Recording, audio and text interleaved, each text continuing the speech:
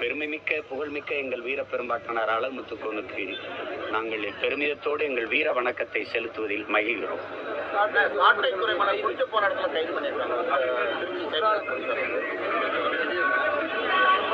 குற்றாலது போல அவங்க ஊர்ல அடுத்த வாரம் கொடை வருது, அதுக்கு போய் கொஞ்சம் ஊர்ல அம்மா அப்பா பார்த்து வரலான்னு போனார். அது என்கிட்ட கேட்கக்கூடாது, நீங்க தான் ஊடகவியலாளர் தான் பேசணும்.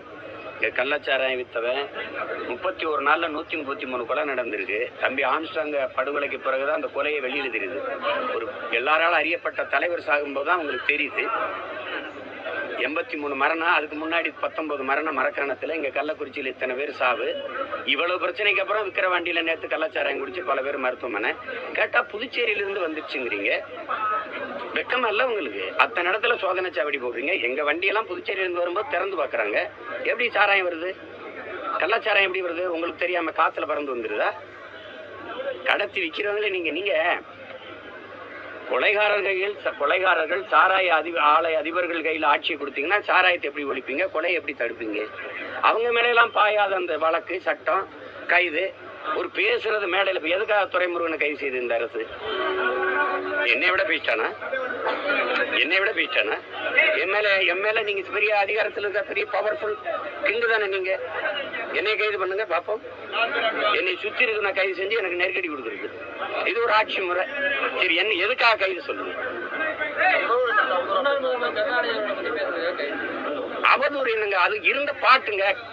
கள்ளத்தனம் செய்த காவகன் கருணாநிதி, சதிகாரன் கருணாநிதி, சண்டாளன் கருணாநிதினு பாட்டு உங்களுக்கு அனுப்பவா?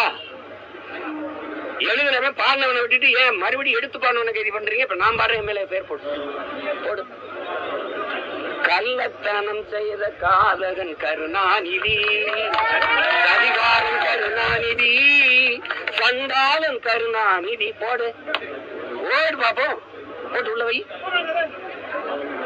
நீ புள்ள பூச்சி பிடிச்சி விளையாடுவா ராஜா? தேலு பாம்பு நட்வாக்கிலி பிடிப்பியா? புலி சிங்கத்தோட மோதுவியா? முன்னாள் முதல்வர் நீ உங்க அப்பாவை நீ அதிகாரத்துக்கு வந்தோன்னா புனித பட்டம் கட்ட பாக்குற துரோகி. தமிழ் பேரினத்திற்கு பச்சை துரோகி. யார் தர்க்கம் செய்வா? அதிகாரம் வந்தோன்னா உங்க அப்பாவுக்கு புனித பட்டம் கட்டிடுவீங்களா? செஞ்ச துரோகம்லாம் மறந்து போயிருமா?